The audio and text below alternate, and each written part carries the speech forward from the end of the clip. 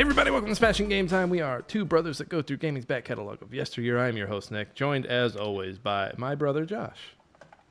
Good morrow, everybody. He's on that good morrow shit. He won't change that up until I bully him off air and tell him to change it up. So, if you want me to tell him to if you want me to bully him, it'll either be cyberbullying or physical bullying. As an adamant physical media person, I'd rather physically bully him, but if you guys want me to cyberbully him, just let me know. Well, seeing as we're half related to one person who doesn't like to visit people even if they're right down the street, I doubt you'll physically come visit me. I will fit. Hey, I'm a very physical person, okay? So I will come down and physically give you this bullying. And I didn't mean to do a backhand as I said that. You're gonna backhand back into the 1950s and into the kitchen? What's the okay, Butker, calm down, Butker. What's the South Park episode, the High School Musical riff where it's the son is the sweaty jock and the dad is the theater kid. He's like, I'm gonna slap you, slap. He won't stop. Leave quickly. Leave quick. Hey everybody, we're doing a short episode today because for those listening, I'm coming off a table read of my pilot on Friday. We're recording this on Sunday, and then during our normal recording time, we are going over to the 312 backlog Discord, and we are recording our thoughts on Edith Finch. We're going to figure out what's eating Gilbert Grape and what remains of Edith Finch, all on 321 backlog this week. So we thought we'd do a shorter episode, so we'll still talk about what we're playing. For me, it's not much. But then after that, Metroid Vanias are kind of in the discussion right now, and I haven't played Animal Well. Josh, have you played Animal Well? I have not. Neither of us have played Animal Well, so we're just going to do the next best thing and do a tier list for all the Metroid games. Metroid games, not Metroidvanias, you sick fucks. Maybe. And then, next week we're going to do the Vanias. We're going to finish that Metroid, do all the Castlevanias, and then we can go from there. You know what? I like that. You know what? I like doing all the Metroids, and then next week, you know what? I do like that. And then after that, we'll do all the Vanias. And then I was joking, but I'm working with that too. I fucking love that. It's the first good idea you've had on this podcast in 2 years. So we'll do. Hey, cyberbullying has commenced. So we'll do the Metroid tier list this week. We'll do a Vania tier list next week. And if enough people like these two, we'll do a big tier list of Metroidvanias that we're aware of. Yeah. Yeah, I mean, there'll be a lot of them, but yeah. That'll be a nice little, because you know what? You know what's right around the corner, Josh? Godiso is right around the corner, so we're going to have to start getting ready for that. And I think this will be a good practice in getting ready for Godiso. We're going to have to start creating our categories soon. I think the whole month of June, I'm preoccupied. And July, I don't think I can do it, Nick. Am I going to be talking to myself? Probably. Well, Josh, you can't back out. Godiso, you signed a piece of paper that said, I will be at all Godiso functions. I did no such thing, and if that's the case, where's Jake? Jake never signed the paper. Only you did. Oh, that's convenient. Jake didn't sign it, but I did. Actually, you know what? I didn't sign the paper either. So actually, you have to do Godiso all by yourself this year. Well, Godiso is like E3 is canceled, so we're all good, everybody. No, Godiso is not canceled. We're still doing Godiso this year. I can't wait for the music. The music one is going to be a banger. I will admit the music will be a good one. I've got some pretty hype tracks that I can't wait to show you and give you your ears. I was thinking we should do since there's so many new, I'm air quoting it really hard if you can't see me, new IP, we should do a best new character, kind of like how the Game Informer magazine used to do at the end of the year. Yeah. Those are two that I've been thinking of. I do want to do more goofy, fun ones. Just to remember the first year we did Game of the Year, and the first category was best starting letter or best starting word for Wordle. Yes. I do remember that. That was a fun category. I want more of that. I've actually... let me do my top of the show notes real quick. Hey, everyone, you can find us wherever you get your podcasts. We're on Apple, Spotify, YouTube Podcasts, and YouTube proper, where you can see our wonderful faces. Fuck the algorithm. Tell a friend. That's right. Word of mouth is king here. We don't fuck with no algorithms. I actually got to say that at my table read. That felt pretty cool. He got a standing ovation. Was that a cringe moment, Josh? No. That was good. Yeah, hell yeah. There Fuck was the algorithm. there was only one moment we've already talked about. We've already talked about it. And I won't do that again. I'm sorry. Yeah, so let's go through what we've been playing right quick. I've got a short little list here. Speaking of Wordle, I've started doing Wordle again every morning. It's one of those things where I try to do it every morning, and if I don't, I'll remember in the middle of the day, and it's the first thing I'll like pick up my phone and be like, I have to fucking do this. I've got a 5-day streak going right now. I know a lot more words than I thought I did, and it's still a lot of fun. And I know Wordle right now, it's through the New York Times because they bought it a million years ago now. But through my work, I have a free New York Times subscription, so I'm like, yeah, I'm here. You sound like every other elementary school teacher on TikTok right now, though. About Wordle. Yeah, they'll do it with their kids. And I've seen TikTok. Honestly, here's my thing with TikTok and when it comes to elementary school teachers. You ready for this? It's a very hot take. For those who don't know, Josh is married to an elementary school teacher. I basically am, yes. So, and thank God her TikTok is completely... I'm talking about not just elementary teachers on TikTok. I'm talking if they're doing content in their classroom or about their classroom. It is either Wordle. It is them showing you what they're wearing. Like, this is what an elementary teacher wears, and we'll they'll do the same pose in different outfits. Wait, can I guess different days? Can I guess the last one? Yes, please, because you probably know what it is. I know what it is, and it drives me fucking nuts. I have a secret handshake with every kid as they come into my classroom. No, it is actually not that. Well, whenever one of those pop up and are going viral, drives me fucking nuts. I'm like, get the fuck out of here. If it's so goddamn special, why is it on the internet? Right. My whole thing is I'm fine with the Wordle thing. I think that's cool that you're getting kids involved. It was something relevant. It's whatever. Cool. Teamwork. Yeah. Outfits. Okay, whatever. That's not a big deal. It teaches them on how to put an outfit together. Maybe that one's a little more vain, but you're like, hey, when you're trying to match, whatever. Yeah. The last one is they're trying to basically get you to join their OnlyFans. So they'll do spicy things in the classroom. For example, the one that I keep seeing, even though I keep doing uninterested. Time out. So they're using their teacher TikTok that's about like, hey, I'm a teacher. My kids are awesome. I love them. Check out my butthole over on OnlyFans. So, I mean, it's in a sense, yes. But here's the thing. The one that I keep seeing, even though I keep putting on there, not interested because I don't want to see this. I could give two shits. You have your OnlyFans. You have the ones that you subscribe to. Exactly. I have the ones and they're all free. I've got those. I'm not going to pay money to see that. So anyway, but that's not the point. We're not here to talk about me. We're talking about these teachers, Nick. This one in particular that I keep seeing.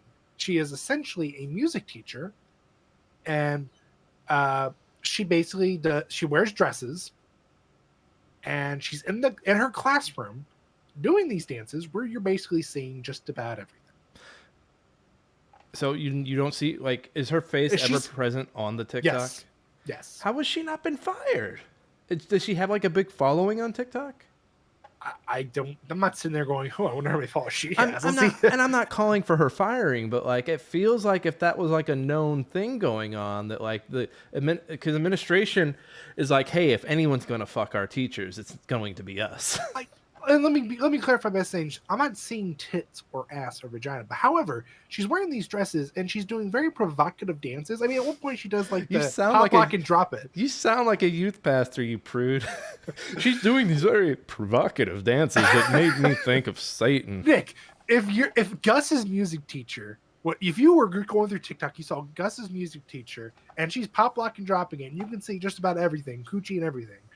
What is your first thought as a parent? My first thought is like, that's why he sucks shit at playing the violin. Second thought?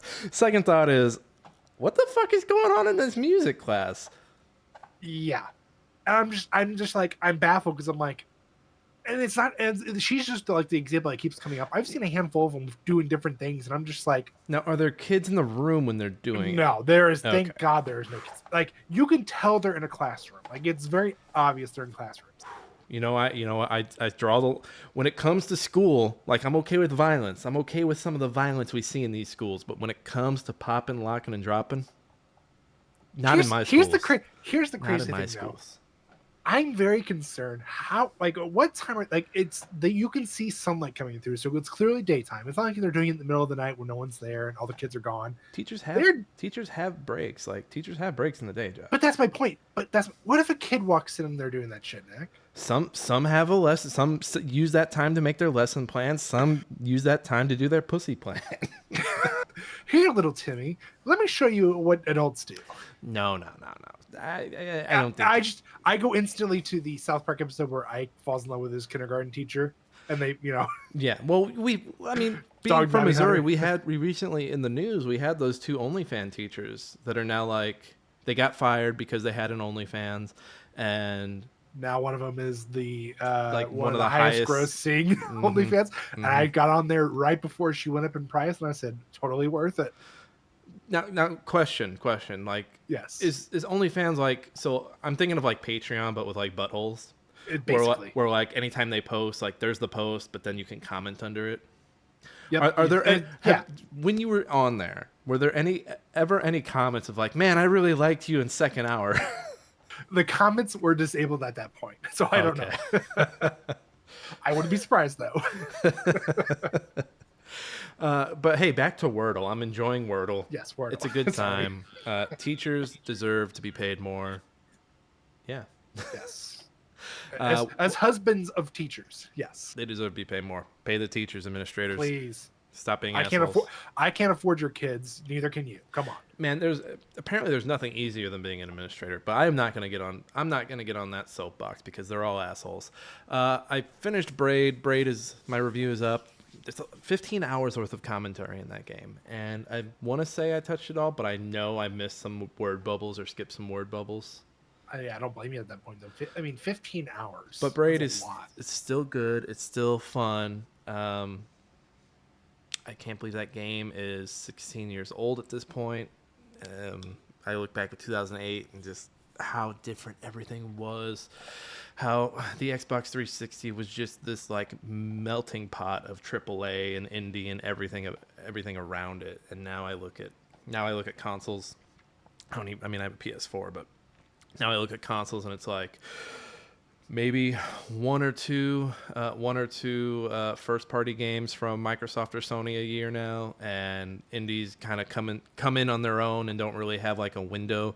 I think it's really the biggest difference is how things are marketed. Like everything is just like thrown at the dartboard and you just hope that something catches. And so when like something like, I know we were coming off a bad week with everything that happened to Tango Gameworks and those other studios, but then the indies like had a big week where it was that Cryptmaster game, Crow Country, what was the other one, Animal Well, and there was one more big one I kept hearing about. But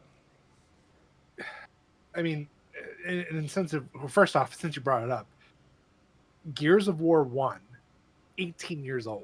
stop! I know it's gonna turn 20 here in a few years, and I'm just not. It's crazy to think, and that was like in our prime of like, let's all like you said, back in the day, Xbox was like the powerhouse like for everything. Like, yeah, Sony had the PS3, but I think the PS3 wasn't as popular as the 360.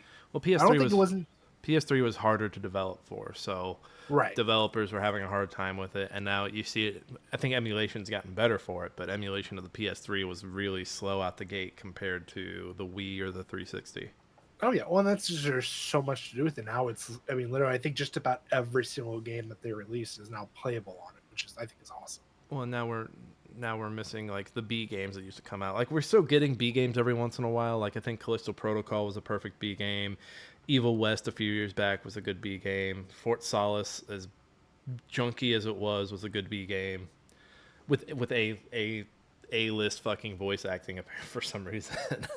But it's spent all their budget on. The B games are out there. They look a lot different. They're more polished. They're more polished, yes. And then I started Firewatch. I'm still on my walking and talking game kick. Firewatch starts very differently than I thought it was going to. It kind of gives you a lot of your relationship stuff up front. So your character's like walking through the woods, and like every 5 or 6 steps, it'll be like, oh, hey, you and your ex-wife broke up because she was, I believe she gets dementia. And like it starts to give you choices that you can do, like put her in a home or stick with it. I think I stuck with it because I'm a lover. I don't give up. I don't give up on love. And then she ends up living with her parents because they can't trust me because I went out and got a DWI. Son of a If you clip bitch. that out of context, it sounds like I'm an alcoholic. Wait a minute. So I got up to the point where there were fireworks and you have to go investigate them. You just got your radio, so you're talking to your other radio person. I think her name's Julia. So I'm heading towards that first story bit. I do want to try and finish it tonight before we go in and talk about Edith Finch, because I just feel like it'd be a good thing Good to have. comparison. Yeah, because I did the Gone Home, and Gone Home was a lot shorter than I thought it was going to be, and I feel like Firewatch isn't going to be that much longer either. And then I can't help but think that Firewatch got optioned to be made into a TV show, but maybe it got optioned and then never got made. I don't know. It's something I want to look into. Josh, what have you been playing? All right, so down my list, Spyro Reignited. I'm on Ripto's Rage. I finished the whole first area, 100%ed everything there. Good, good. Now I'm in the second area, and I think I'm 4 worlds deep right now, and I've got 100% all of them so far. So getting there. It still feels funky compared to the original Oh, Ripto's Rage. I agree, and I still can't get over, like, Spyro's the only one that actually looks really good. The rest of them just like, what do they do? I just feel like someone like accidentally spilt like their drink over the drawings, like the original drawings, and they're like, "Well, the only way we can pick this up is if we get towels." They went to go get towels, and then the local monkey got out and just threw his shit all over them. Isn't there a level with monkeys in it? Did they look weird? I don't remember. I don't think I've gotten that far yet. I just got to the world with the birds, Okay. the little chicks that get fed the missiles and they spit them at you. I remember they had like a little Buddha level where they were being chased by a Yeti, and I remember the Yeti being Yep. kind of creepy looking. Yeah, the Yeti does not look that good either. It's very creepy. Yeah, Spyro's the only only person or the only character in that game that actually looks like, well, like good. They gave Other him than lips. Spark. I don't like his lips. I don't look at his lips half the time, so I'm okay with that. You I'm looking at the tail. should look your dragons in the lips before you kiss them. I always look at the tail. What else you got? Still playing After Image. I didn't get to play that much into it because I've been busy and it's been a short week since we last talked, but got a little bit farther into it. Still really good. Still enjoying it. Still beautifully drawn. Nothing much more to say than that. Also, it's a Metroidvania. Among Us. I've been playing Among Us with Mikey, Matt, and their friends. Where was my invite? We actually, I think Matt texted you and said, "Are you going to join us?" I'm checking my text now. Go I on. could be wrong on Go that, on. but Matt did say he reached out. So we just been playing that. It's been a lot of fun.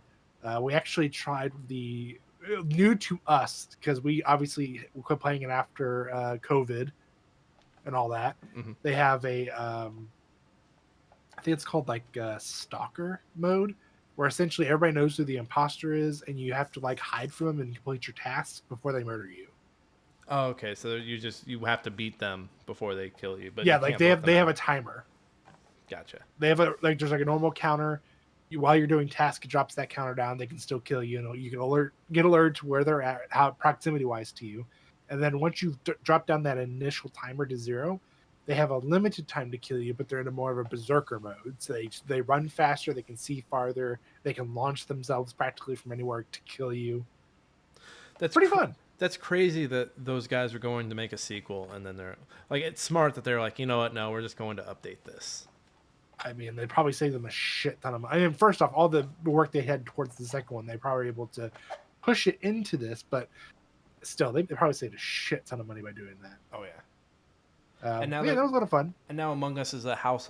Even 4 years later, household name. They're getting a TV show that has like a fucking bonkers fucking voice cast. And Nick, we have been constantly playing it, so next time we will make sure to shoot you a text, but you better get on and play because there's been a solid like 7, 8 of us playing. Hit me up. I'll play. I'll fuck with some Among Us. I still got it installed. And then when we're not playing that, me and Matt have been playing Battlefield 2042. I will not be playing that with you guys. I figured as much. It's not. It's not happening. I'm mainly playing it just to knock out the achievements for it, since they're on the last season and they're not going to be doing any more updates because of the next Battlefield coming out. Which we'll wait and see how that looks and goes. But yeah, Did you That's know? all I've been playing. Did you know we're 18 years away from 2042? Did you know we're God damn it. closer? We're closer to 2042 than we are to 2002. We're as many years away as Gears of War is old. All right. Anything else on the games, Josh? No, that's all I got. All right. Short week. Let's get to the meat and potatoes of the episode. There are how many? 1, 2, 3, 4, 5, 6, 7, 8, 9, 10, 11, 12, 13, 14, 15 mainline Metroid games. Actually, I think this is every Metroid game now that I'm thinking about it. Other than the trilogy. Other than the trilogy, but that doesn't count as like its own standalone. So we're not going I to mean, technically it does because it has its own features, but we're not going to get into the P's and Q's of that. fuck off, Josh. Fuck off. I think ASMR 2 should be on here.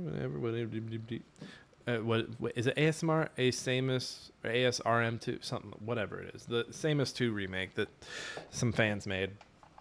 But we're gonna do, we're doing a tier list for all these. We're doing them all. I've got them in release order, so we're gonna go down this list. Metroidvania is really big, really big. I feel like there's too many Metroidvanias coming out these days. Not enough Metroid games coming out. Amen to that. Nintendo really not backing their third apocalypse, their third Horseman of the Apocalypse in the Metroid series. It's kind of weird because if you got your 4 Horsemen of the Apocalypse for Nintendo, it's Mario, it's Zelda, Animal Crossing, and then what would you say the 4th one is? It would be Samus, Metroid. The way they treat it though, it's not. Splatoon. Would it be Splatoon, you think? It'd be Splatoon. Oh, that's sad. That's really sad. I mean, think about it. If Sony's already ripping off going with Foam Stars. That was a Square thing, though. That was Square doing that. That wasn't a Yeah, first but party. that was probably them getting with Sony saying, hey, you have to release so many games on the exclusively on the PS5. Which is why going forward, they're like, okay, now we're going to start releasing on all consoles because our sales aren't doing as well on Sony alone starting off. Sony's like, we need a Splatoon, and Square Enix is like, we can put cute anime girls in foam bubbles. And then everyone was shut like, up and take my money. Everyone was like, yes. They were all like, shut up and take my money. And then all the players were like, I'm gonna stay over here. We're not going. We've got Fortnite. Fortnite at home, guys. Come on. We're not foaming for Foam Stars. But I digress. Let's get to the Metroid games. Again, if this does well, along with the Castlevania one that we're going to do next week, we'll do a big ol' Metroidvania tier list. For those who don't know how tier lists work, there's the S tier, the A, B, C, D, E. Ignore the speedrun one. Can I take this off? You sure can. Sure can. There's no F here. Actually, let me change it into an F. Oh, come on. But then you're not going to have an E. I don't need an E, boy. Let's make it purple. Yeah. There we go. Now we're cooking. Now it's a tier list. SAB, CDF. Let's start with the original Metroid, released in, what year was that, Josh? Was that 83? No, that is, I just had it up. 86. 86. I was gonna say 86, but I have my copy. Yeah, keep those years up because I'm gonna guess on the years. And you're gonna tell me how close I am. Yep. So original Metroid, I think this game hasn't aged too well. It did they eventually remake it. Remake slaps. I mean, but it's the start of it all too, so I don't want to put it down in standard because it did. I mean, there's a reason why they call them Metroidvanias. It started the genre. The shooting, like I always hated, and they do it in the remake too. But the short shooting, the short beam on this is really horrendous. I can't believe the shape. I don't know what the shape of video games in the mid 80s is. I don't know what it says about that shape of video games in the mid 80s. That the twist being that Samus is a woman shocked the world. I mean, what? I mean, to the point where I think they said like all the executives at Nintendo thought Samus was a man as well. There was like a whole story. Apparently, they all thought Samus was a man, and they got to see the ending, like the secret ending, where the suit's taken off, and they all lost their shit. And they're like, "Who are we firing for this? What the fuck? Did we approve this?" I think I would be comfortable putting it in B or C range. I would agree with the B range for sure. Like I said, it started the genre. It has not aged well, but there's a Hmm. reason why it's the start of our map of Metroidvanias in general and Metroid in general. Metroid 2, Samus Returns. I believe that came out in '89. 91 Ah, fuck me, '91.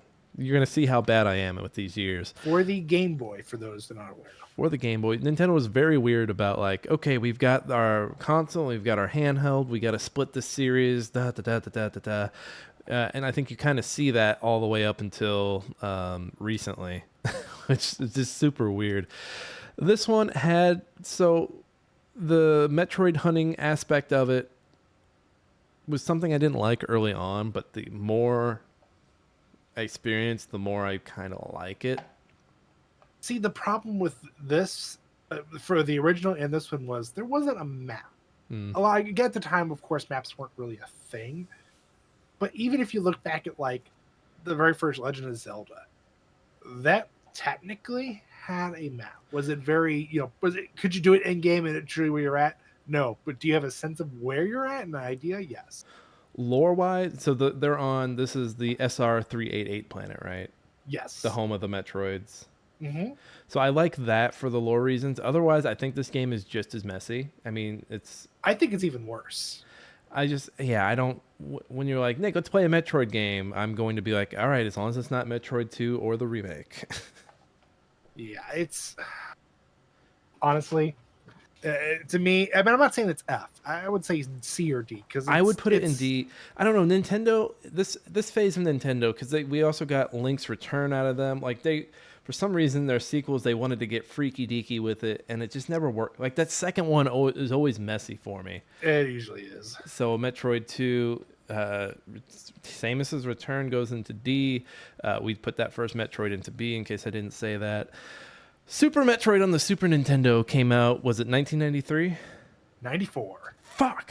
I'm getting closer. You're pretty close. I'm getting closer. By far so I know a lot of people say it's for at least 2D. It's either Fusion or Super Metroid is the best 2D. I actually think Super Metroid's the best, but I'm very biased because we grew up on that, and that's probably the game I have the most hours in ever. It's a very for Super Nintendo, like you didn't for it being a side scroller, you get a lot of story out of everything that's going on. Like they're not doing any of the Samus talking on elevators yet at this point, but you're aware that there's one last Metroid and Ridley's bitch ass took it from the space station, and you follow him to Zebus, right? Yep, Zeebs. You follow him to Zebus, and oh shit, the space pirates are here, and you got to take out all these bosses and. Oh, Mother Brain's back, and the Metroid grew exponentially, and what the fuck is going on? What's going on here? Oh, they're cloning Metroids. What is going on? I'm confused. Some really good boss fights, really good music. Power-ups are all fantastic. It look great in this game. The map is just the map is very memorable. Yep, it's beautifully. I mean, for the time, it's beautifully done. Everything aesthetically pleasing. The puzzles are really good. They're not difficult. And there's a reason why it's one of the biggest randomizers and one of the biggest speedrunning games out there. And it's kind of got this horror element to it. Mm-hmm. Because I don't think the first two games really had any kind of horror in them. Like they're like, you're in space, you're alone, but yeah, they're like you couldn't. How could you build the atmosphere on that on those consoles where with Super Nintendo or the Famicom? You could do so much more with it. It was 32 bits. They open with like a creepy little cutscene with like the lab and like the creepy music playing, and it has a little bit of story in it, and just the menu music, just the vibe the game immediately creates. And there's just something about the first 60 seconds of the game where it opens up with the scene talking about what happened in the first two Metroids and what happened in between the end of 2 and going into Super Metroid. It very much felt like space horror. It just felt, oh my God, it just felt so 90s space horror. I mean, to me, there's something so calming about seeing the scene where Samus comes up to the hatchling when it grows and she's getting ready to shoot it and decides not to kill it. I don't know what it is. I just like, oh man, I'm playing it in my head now and it's so nostalgic. Do we agree this is S tier? Oh, it's definitely S tier, without a doubt. Up next, Metroid Fusion 2002. That is correct. Yes. It gets easier from here. Once again, a very well done. I mean, like I said, there's a reason why people compare Super Metroid and Fusion so much, because they're just in their own ways fantastic. This was the first time we really started to hear from Samus as a character. And we And start to see get more lore outside of like the villains. Like we actually got Adam, who was her like AI computer based off of one of the characters in the comics mhm. that they released. And I think the X Parasite are just a really fun character because you have this character, you have Samus, who, you know, at this point 4 games in has built the relationship with these Metroid, and at this point she is like Metroid blood or Metroid DNA is what saves her from an X Parasite. Yep, and when you find out that it's because the Metroids hunted the X parasites, there's a reason why the X parasite was almost extinct, and because she killed all the Metroids, because like she was hired to, they came back in full force. Is Metroid a secret like, hey, we have to protect the planets, we have to protect these species, like narrative? Or is this game funded by PETA? I mean, there's a reason why like there's a theory the reason they don't do as many Metroid games is because when you look at Mario and Zelda games, there's hope. There's like there's always a shining light somewhere, and you're that beacon of light and hope. Where with Metroid, it's always very dark, and like you're basically trying to survive in a cold, dark, cruel world, and you're fighting to your last dying breath, and it's like Jesus Christ. Yes, it's dark, but it's not that dark. And you're part of like you're part of Metroid. Like essentially, these first 4 Metroids is saying that you are part of the problem. Yeah, and like there's another theory that goes into it. It's like um, the Federation is using Samus the whole time, and basically working to become like the ultimate, like basically becoming the Empire from Star Wars. Like, and it's a very hint. Like if you look at like the background on what's going on throughout all these games, like just in Fusion alone, where you find out that the whole reason you've been guided to do what you're doing on the space station is because the Federation basically was cloned Metroids, and we're going to use them as weapons. You know, I'm surprised. Like, in playing Dread, I'm surprised there wasn't more like. Spoiler alert for Dread, it's a few years old at this point, but the X come back. I remember Josh thought that was gonna hit me so hard when we streamed it. By the way, I know, and you were just like, "Oh, okay, I figured." You're like, "Fuck you, Nick." I thought it was the coolest thing ever. They say like they specifically they go out of their way to mention the X in the opening, so that's why I was like, "Oh, they're coming back." But that's what. But even then, like they mentioned, it was Super Metroid. They mentioned what had happened prior in 1 and 2. Mm-hmm. With Fusion, they talk about what happened after Super Metroid, going into like what led up to this events. So it's like my thought was like, okay, they're gone. She's just talking about it. Bring for those who haven't played a 20-year-old game at that point, they're just filling you in, letting you know what happened. Now, if like if one of the SAXs had popped out, I would have been like, "Whoa!" Oh, I would have shit my pants if they did that. But Fusion, the thing I really like about Fusion, it's also the first one that's not on a planet. Yeah, it's on a space station. You're on a space station that's conserving wildlife across all these different biomes, and the biomes stick out. They're very memorable. I think Metroid Fusion has the most memorable boss fights in the whole series. And they're all fantastic boss fights. Like I can't think of their names, but there's the water worm that like is the speed boost. Yep, and then you've got the giant mech crawler spider.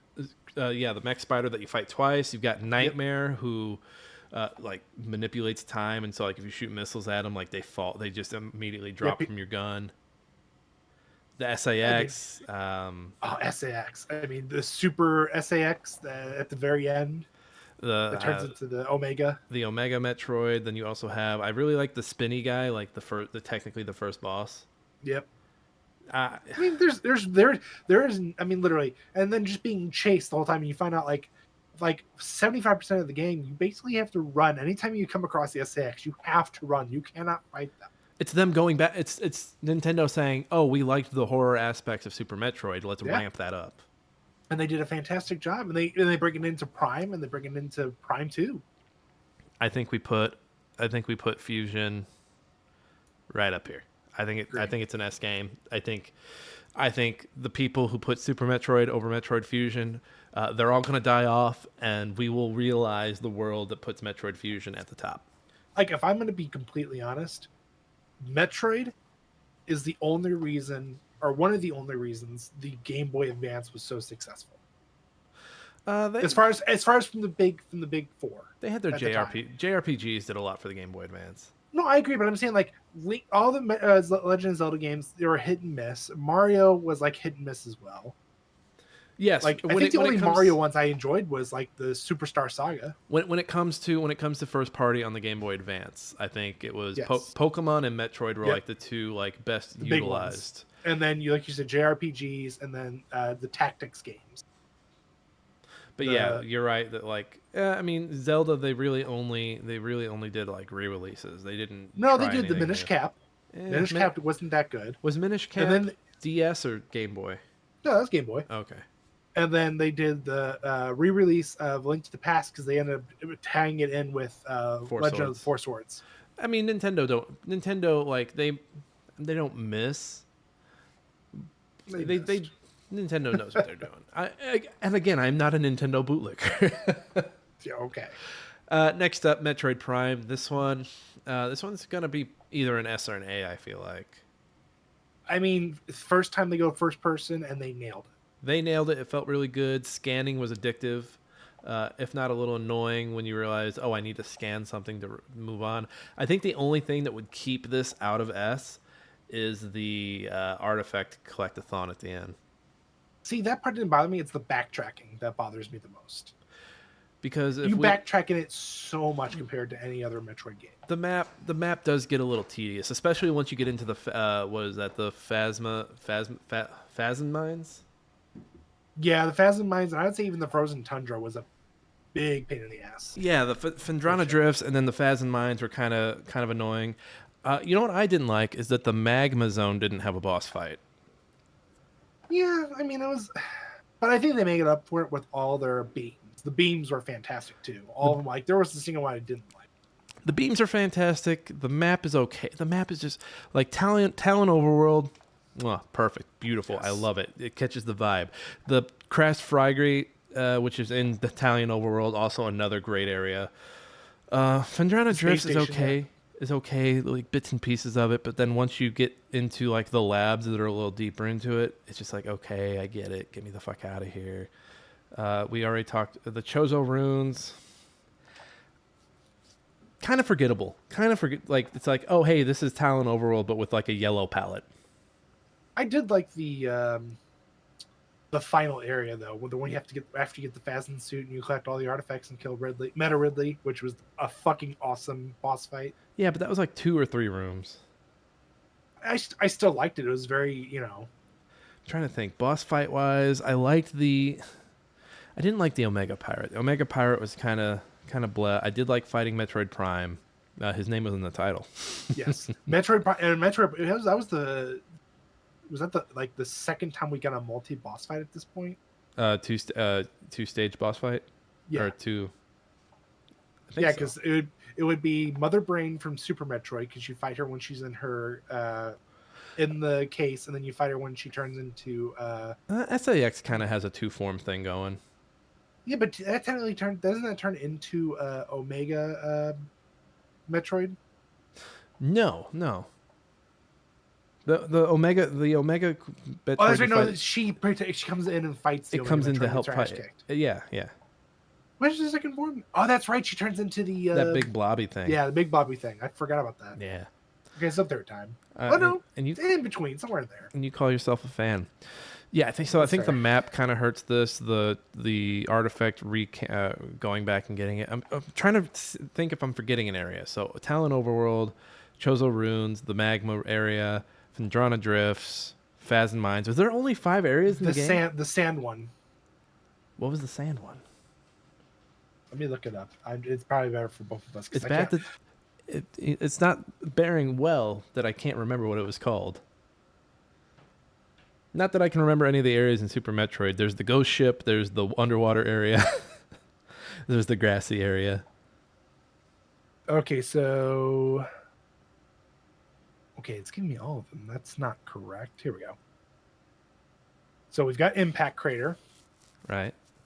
Frigate Orpheon, which is the space station, the very first area. Ship, yep.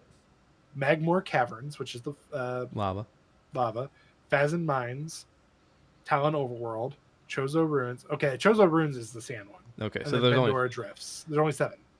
okay. Still, I think it's an A. I think it would. I think Yeah, it's definitely up there. It's high, but it's on S. I mean, like I said, for the first attempt and a GameCube exclusive game, fantastically done. Plus, it was the first one of the first games that let you utilize the Game Boy Advance link cable, where if you had your save file for Metroid Fusion, you plug it in and you load up Metroid Fusion or Metroid Prime, and then basically connect your save data to it. You unlocked the Metroid Fusion suits for each of the suits that you had in the game. and it also played really well for technically only having one thumbstick.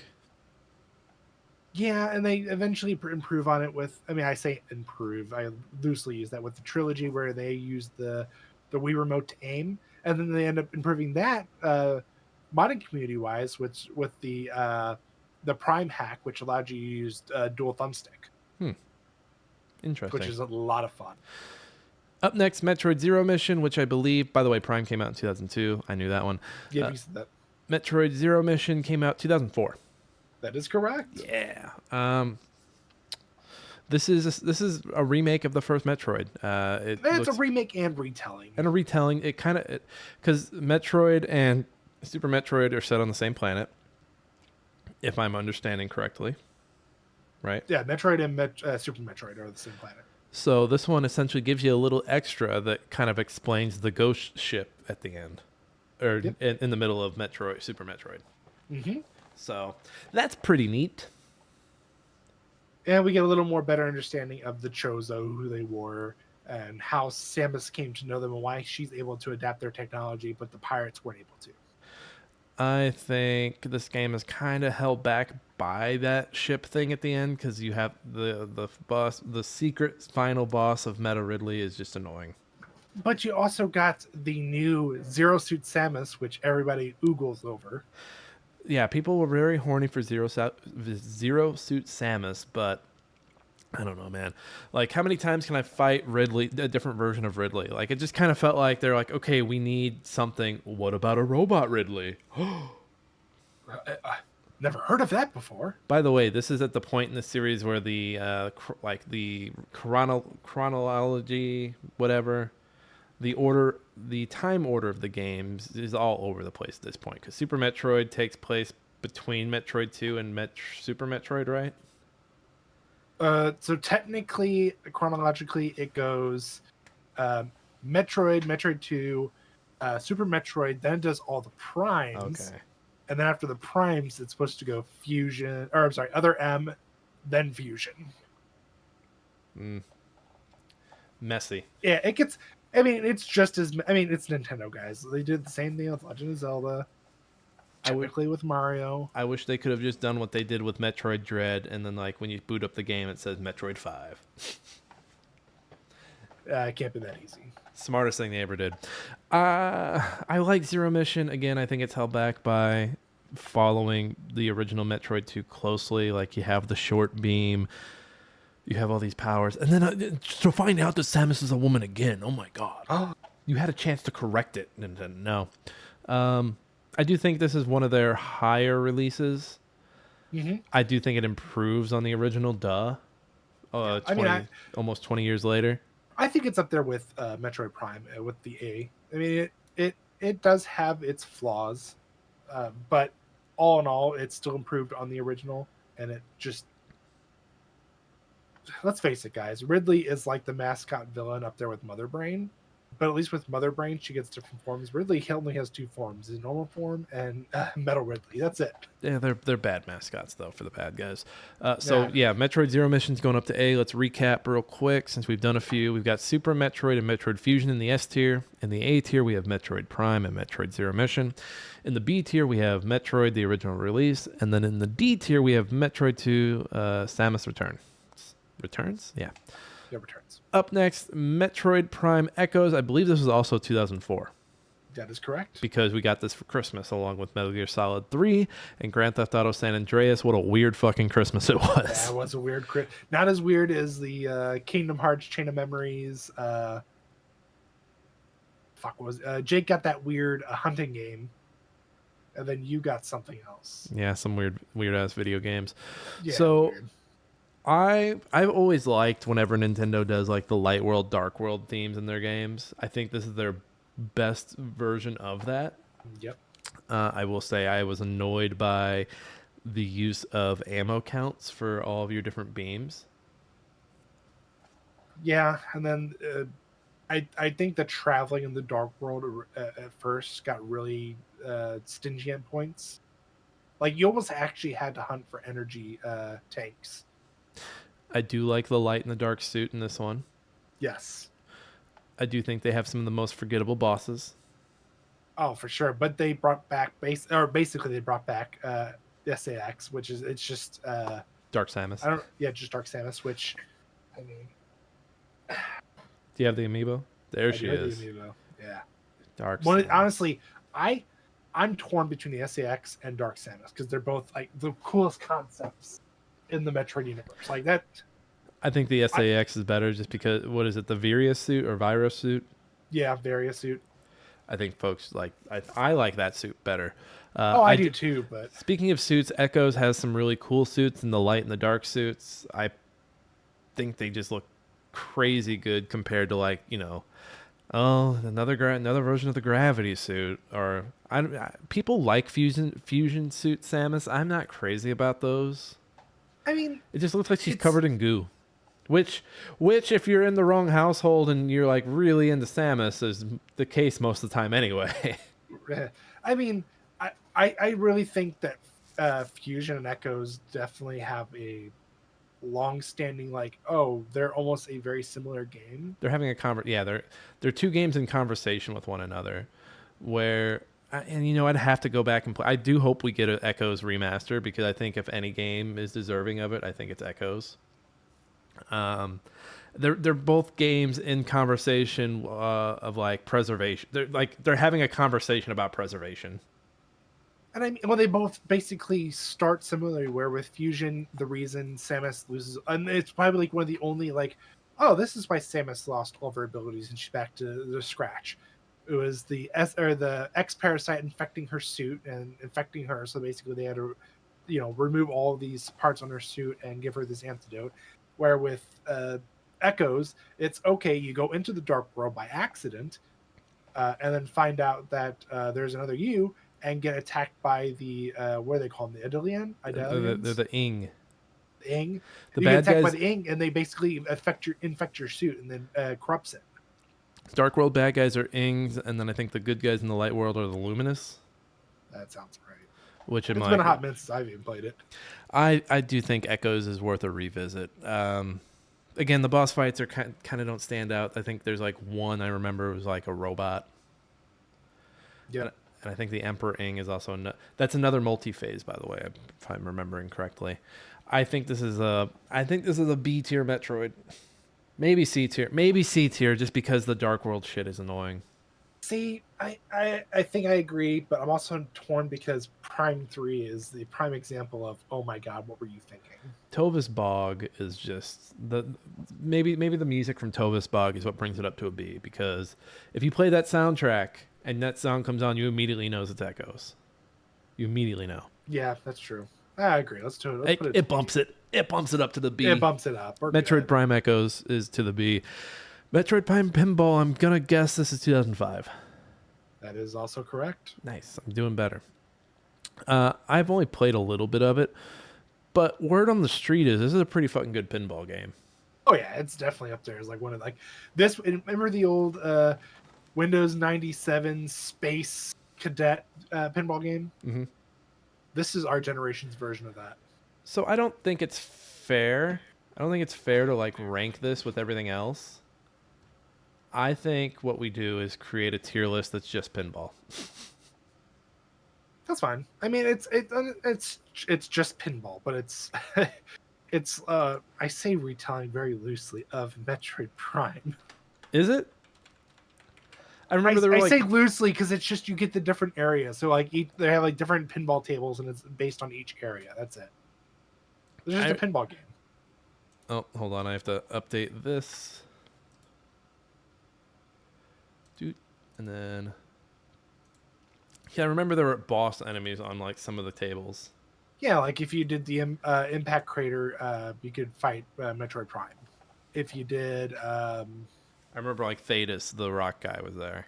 yeah, and you could fight. I mean, all basically the big bosses were in the game. So the Hem, Ridley, Metroid Prime, like they're there. They're just part of the table. Like I said, it's a very I say loose because it just goes through all the areas and you can fight these bosses in unique ways. But So we'll put it under pinball. yeah, under pinball, it's Under good. I pinball. played it if you played it. It's a really fun pinball game. Up next is Metroid Prime Hunters. This was 2006. That is correct. I'm on a hot streak. Of course, they're the bad ones. This was a multiplayer Metroid. I think we also had this. Yep, because I got it. It was rough. It was very rough. It was very It was a rough. very rough first-person shooter on the Nintendo DS. Not even the 3DS, the Nintendo Nintendo DS. DS. Yeah, And it was not fun to play. If there was a story, I wouldn't know. there is. It's not worth checking out. But I think also a lot of it helps set up corruption. No, it's actually set in between Echoes and Prime. Oh, so between 1 and 2. Yep. But do anything from that come back into corruption? Um, I think the only thing that does is maybe it's the weapon that they're going after. It's the Omega Cannon. Josh, I think that it reappears in 3. I think we have our first F. Oh yeah, no, it's an F. I mean, the multiplayer, guys, it's DS multiplayer wasn't that good. The only DS multiplayer that was decent at the time that I can think of, Mario Kart DS and Resident Evil Deadly Silence. Josh is a sick fuck, but he's right. He's a I sick never, fuck, but he's right. Moving on, up next is Metroid Prime Corruptions. I want to say 2007. that is correct. They had a steady release window. We were getting a Metroid Prime like almost every year. Yeah, I think this is the last one that we were getting every year, though. Just about. So first one on the Wii. Dark Samus has somehow returned. A lot of the enemies are like other space bounty hunters like you. You're jumping around planets, which I wasn't crazy about. Well, that was their way of jumping worlds, and the whole what starts it all is the Phazon has spread across the galaxy. It was contained at one point. Dark Samus somehow spreads it. You all become infected with it. You're all saved because of this core device, but now you have to like absorb a certain amount, or you'll die. See, I don't know Or it's to why. create a cure. I can't remember off the top of my head. I don't know why Nintendo went so hard on the Phazon, because Phazon and X came at the same time, and for some reason they latched onto the idea of the Phazon, which they essentially gave us the same thing. X gave us SAX, Phazon gave us Dark Samus, but for some reason the Phazon is the one that they're like, no, we want to explore this. This is world preservation. This is not corruption.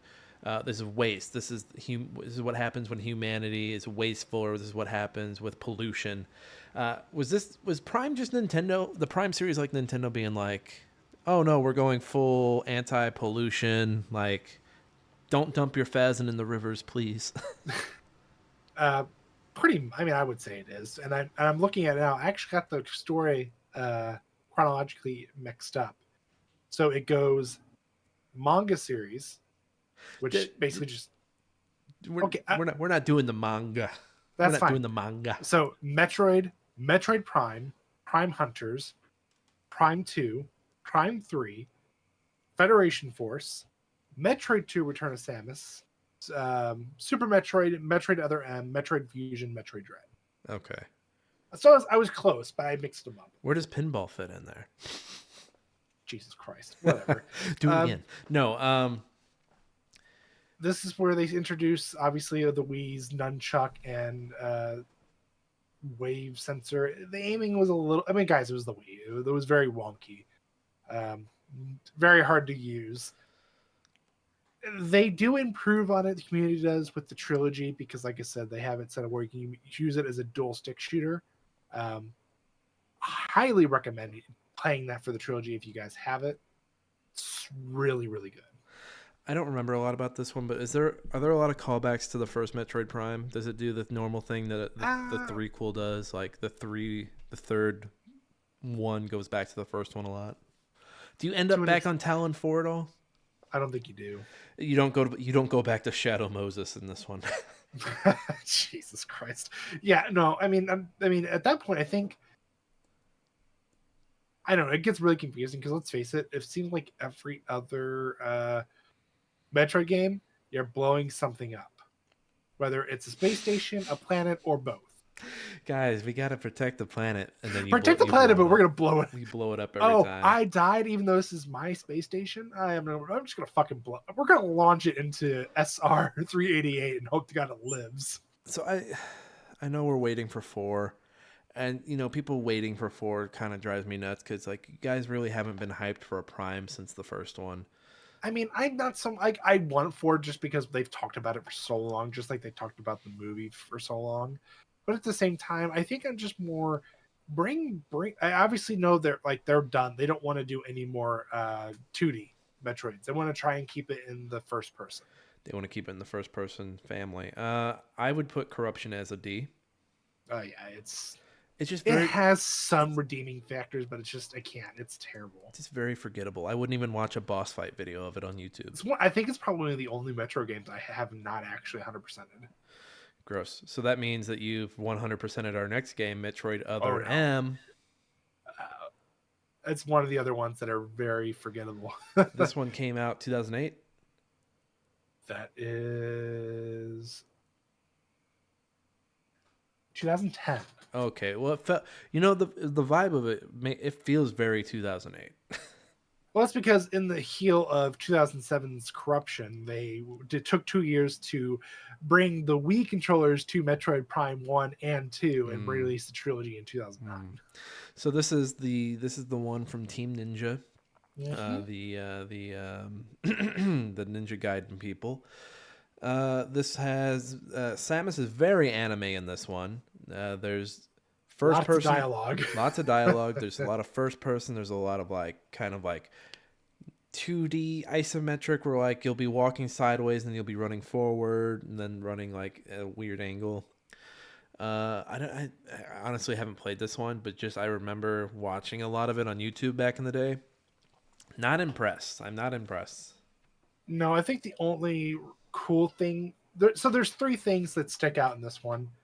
Uh, one being we get dialogue, which never had like the closest thing to dialogue we got, other than Corruption, is the dialogue in Fusion, where or in Super Metroid, where it's just it's text based. Mm. And then the other thing, we get to meet Adam, who is the whole her ship's AI that we obviously later get to love and learn from Yeah, Fusion and Dread. they continue the Adam stuff from Fusion. Yep. Which And then is Adam like really well loved in the fandom? I'm pretty sure he is actually, yeah. I think he's kind of a prick, but okay. And then the other thing that sticks out is Mother Brain for the first time is not just a brain; she gets cloned into a person. Is she a sexy mother brain? No. Damn it. I mean, this is the first time we actually get if you 100% the game on the hardest difficulty and come back, you get to do a new escape sequence. Mm. They're gonna blow up the whatever, I think it's a station on this one as well. But before they do that, you want to go back and get Adam's helmet. So it's a escape sequence of you getting his helmet and then trying to escape. I'm gonna put it. It sounds like you like this one. I mean, I like it. I like it a little more than Corruption, but I don't think it's a B either. I think it's a C. I'm gonna put it under pinball. No, okay. So Metroid, Jesus. Metroid under other M is going under C. Let's recap real quick. We've got in the S tier Super Metroid, Metroid Fusion. In the A tier Metroid Prime, Metroid Zero Mission. B tier Metroid and Metroid Prime 2 Echoes. C tier is Metroid Other M. Weird name, by the way. D is Metroid 2 Return of Samus and Metroid Prime 3 Corruption. Under Pinball is Metroid Prime Pinball, and then F is Metroid Hunters. I have a feeling it won't be there. It won't be very lonely down there for long. Up next is Metroid Federation Force. Yeah. There's another dabble at the multiplayer. I believe this is 3DS. This Mm-hmm. came out 2014. 2016. Damn, that late? Yep. Fuck, they put this hunk of shit out that late? Yep. That late in the 3DS's life? Holy shit. What were Oh god. Oh god. Oh god. No god, what are they thinking? Put it in the F. I'm gonna put it in the F. Yeah, don't even bother, guys. There is nothing to this other than the fact that it's set like right after corruption, and you don't even get to play as Samus. You play as the fucking Federation Marines. That's it. We're I moving mean, on. there is a story, but it's awful. Move on. We don't even have to think about it. You don't have Yeah, to think move about on. it, so we're not going to talk about it. Metroid Samus Returns. This is the 3DS remake. I believe this was 2017. That is correct. It came out after. It's essentially the 3DS's swan song. Mm-hmm. Yeah, it was. I think this is the last game from Nintendo where they had their like exclusive release for it. Like they had an exclusive console that you could buy for it. Did we streamed this? Were we playing this on an emulator? We played on an emulator. Is it an emulator that's no longer with us? It's no longer with us. There's other ones out there that I'm not worried about it. They're gonna come for us. Essentially this is Anyway. a remake of Metroid 2: Return of Samus. Again, Really hard game. It's a hard game. I wasn't a fan of the hunting of the Metroids. Every Metroid essentially was a boss fight just because they make them like this all-powerful being. They don't really give you any ice. Like Metroid hate ice, but they don't give you any ice powers until like the very end. Oh, and then of course we fight Ridley again too. Fucking Ridley pokes his nose. He's like the one other boss fight that isn't a Metroid, right? Yeah. Don't get me wrong. I thought the cinematic was cool. Very of him cool, like very grabbing cool. your ass and then tossing you. Like it was very much like a Dragon Ball Z fight. Yeah. I like it a little better than Metroid, like the original Super Metroid or the original Metroid 2. Mm-hmm. But it's I mean, in quality of life wise, like they give you save points. They brought you elevators. They brought you a map. They brought the counter in for the first time. But they also don't really like. This is another one that doesn't hold your hand, doesn't really tell you where to go. Oh yeah, no, it still forces you to like think outside the box, figure out where you're going. But like I said, they gave you a map to give you at least an idea of what you're looking for. They gave you save points, so you're not like going, okay, I guess I'm starting back from the very beginning and have to work my way down. They gave you a counter, so you're not completely screwed. It's still a very hard game though. Like it is probably the hardest Metroid game I've played to date.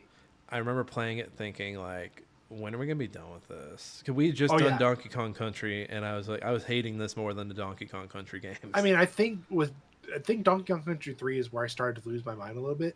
But then after that, with this, I was just like, this was XCOM with you all over again. Those fucking days streaming this game and the Donkey Kong games in your basement feel like a fever dream.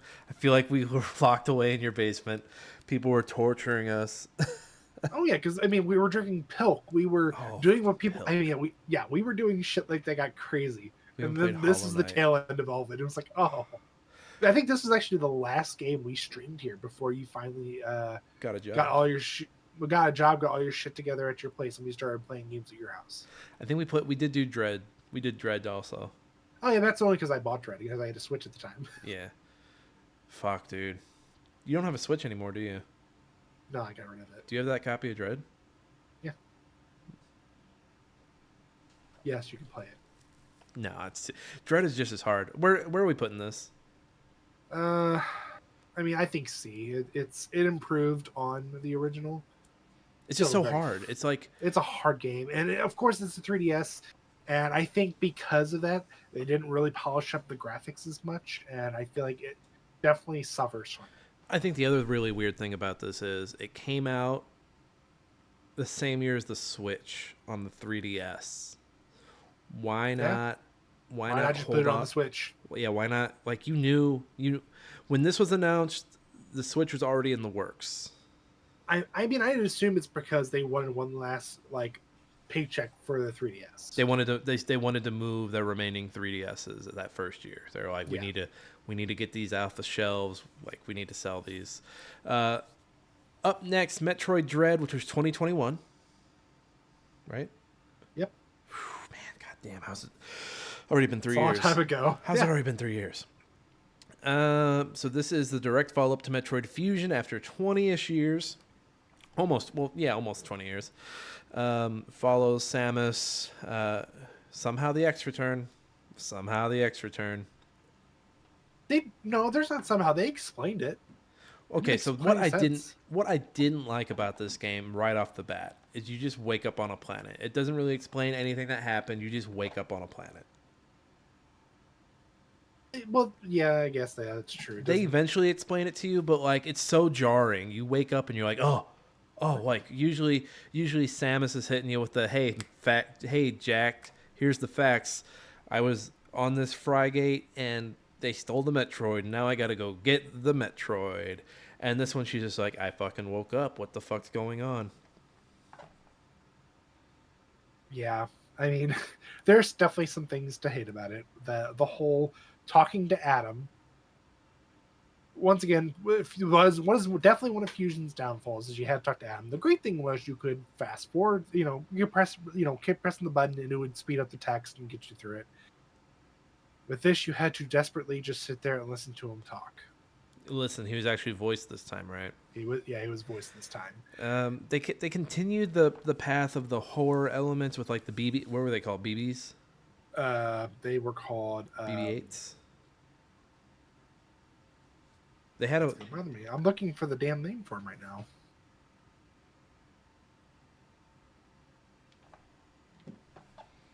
Don't you have an amiibo?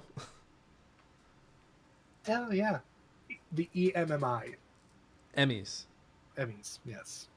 I'm glad you said that because I do. I was looking like, oh yeah, I got the thing right there, like, top right hand corner. This motherfucker has everything Metroid Dread. How does he not know this name?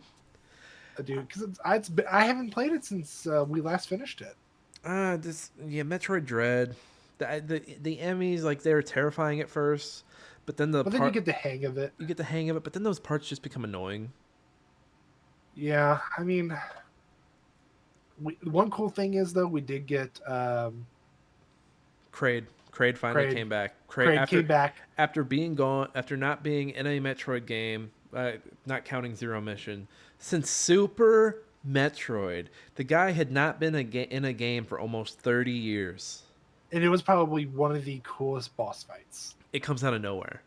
It really does. And even then, finding out that there's a secret way to beat him blew my mind. And then, oh man, and then the other thing was like, it doesn't last, like it ends and then you're kind of bummed out because you're expecting him like to jump back out at you. And he doesn't. It's just, it feels sad. It feels like it's like Nintendo saying goodbye almost, if not to him, to like the series, since they want to do the first person more. Which I'm totally fine with, but can we get it great in a first person? I mean, I think that'd be a bomb ass boss fight in first person. What else about this? So the other boss fights are kind of forgettable. Of course, you fight Ridley again, right? Or is he not in this one? I don't think he's in this. You don't fight Mother Brain, but there's kind of inklings of Mother Brain in the game. Yep. I mean, it's like you almost think it's like predecessors to her because that's how you get like the secret powers to fight the EMIs. The final boss, like the areas. Ravenbeak was a cool boss fight. What's it called? Ravenbeak is the guy who's the final boss. He's I thought it was kind of weird. So, first of all, the areas are very bland in this one, if I remember correctly. Yeah, I mean it's a little more darker toned, except when you get to like the manufacturing areas, which are very much alive. Right, and then Darkbeak. I don't know. It just felt weird, just because it didn't feel like the Chozo, like in Zero Mission, were the most important, but then you didn't really hear much about them since Zero Mission, right? No, you would hope that they would explore a little more because they bring on like they were part of like a secret a secret Chozo army of some sort. They went back to SR-388 to find the other Chozos, but they ended up finding the X parasites. They're like, oh, we can use them as a weapon. They bring them back, but in the way of bringing them back, they end up everybody on that ship died, turned into X parasites, multiplied, and then the crash landed back on their planet. and that's how all the Chozo there started dying. So they decided to lock them up in the ZDR, that one area where they get released. It just felt very like if the Chozo were going to be that big of a thing, they should have been mentioned more. Like it felt like the Chozo were more important in like Metroid Prime than anything because they constantly come up in the lore reads and everything. But after Zero Mission and Prime, you don't really like. I feel like you don't hear too much about them. You may get like little inklings here and there, but it just No, felt very the weird. Like I was expecting, okay, final boss is gonna be like a big ass Metroid X like fucking blend or something. And no, hey, no, it's this dark beak guy that wants to kill you. And hey, it's gonna be a tough fight, but then you're gonna turn into a suit that looks like a Metroid. It's I just say he didn't want to kill you. He wanted you to unlock your Metroid power so that he could take them for himself. take them from himself. And then at the end of it, you end up an ex-parasite that basically took over Quiet Robe, which was like the one Chozo who basically tells you what's going on, who died, can absorb her powers for her to escape. And it's like, what the fuck? What is going on here? They're natural-born enemies. How is that even possible? It's very cheesy. I think it's a B game. Yeah, I mean, it's good. It has its moments. It brings back the 2D, which everybody loves, but at the same time, it had left a lot more questions, and it definitely makes you question, like, are we eventually going to get into talks of the Federation? Like, we see them in the background. They're supposed to be good guys, but they do very shady things in the background. They know what they're doing, and they're constantly trying to undermine Samus, and she's undermined their plans since day one. So it's like, is something going to happen where eventually there's going to be a fight between her And uh, a good note and on them? that one and the Samus Returns remake were by the same studio. Was that Studio Mercury? Mercury Steam. Mercury Steam. Yeah. So they did both of those. So I think Metroid Dread was a step up for them, and maybe we'll see more from them in the future. Who knows? And then after that one, excuse me, got a little phlegm. Blah, blah, blah. Metroid Prime Remastered, which came out last year in 2003. This is for the Switch. This was a surprise drop. This is one that people were like, "Oh, they've had this on the shelf for years. They were looking for like an empty time to drop it, and they dropped it last year, right around the same time as the Dead Space and Resident Evil 4 remake." Yeah, purposely planned that. um, I don't know. You can polish an A game all you want. It's still an A game. Yeah, I mean, quality of life stuff, just boost up the graphics a little bit. Like, I mean, I think they actually did include the twin sticks with this, didn't they?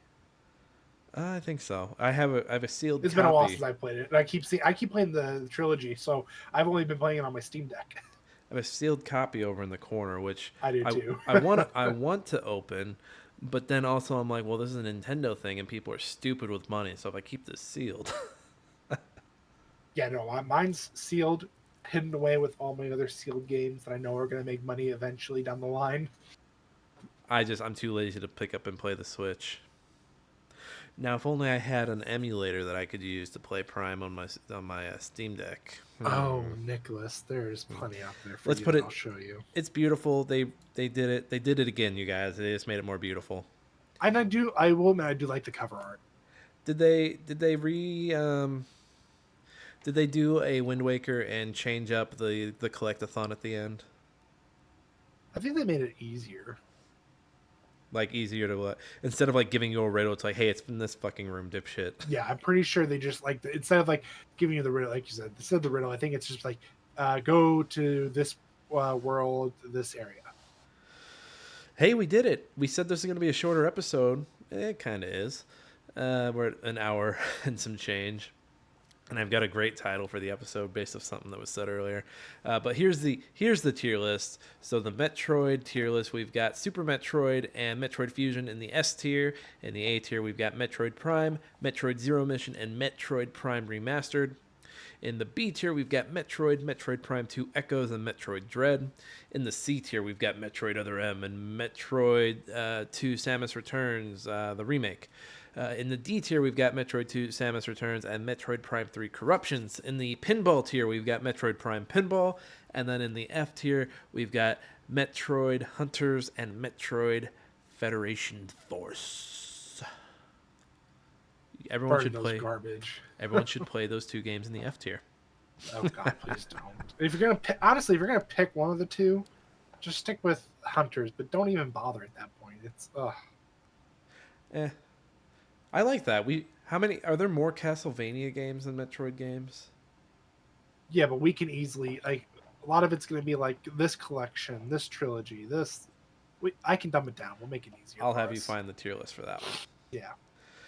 Because Here, just as an example, it's more. It's more you want to have the ones that play like a Metroidvania, and not so much like you don't want Bloodlines on there or the multiplayer game that we used to play. Was that Despair something?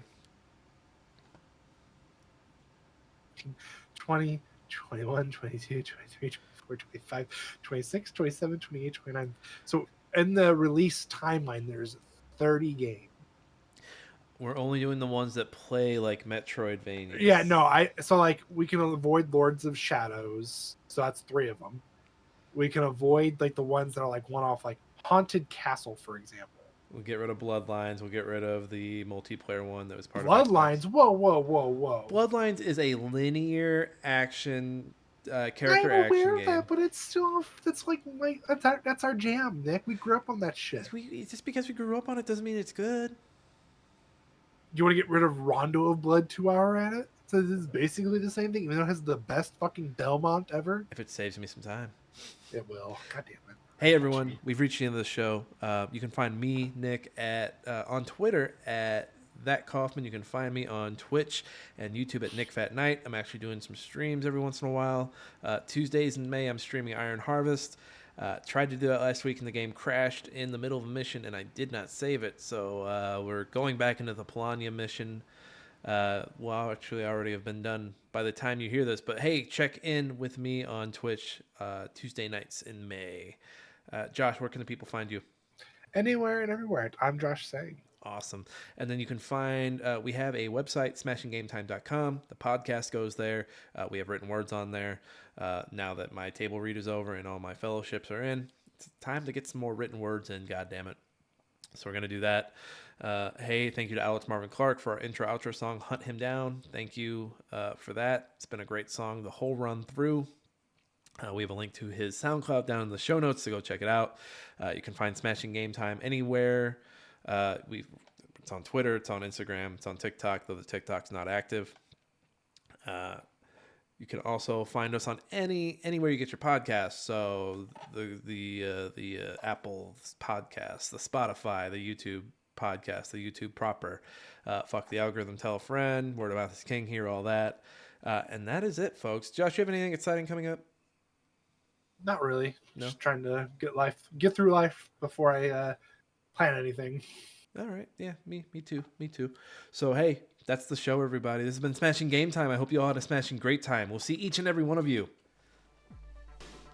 next time.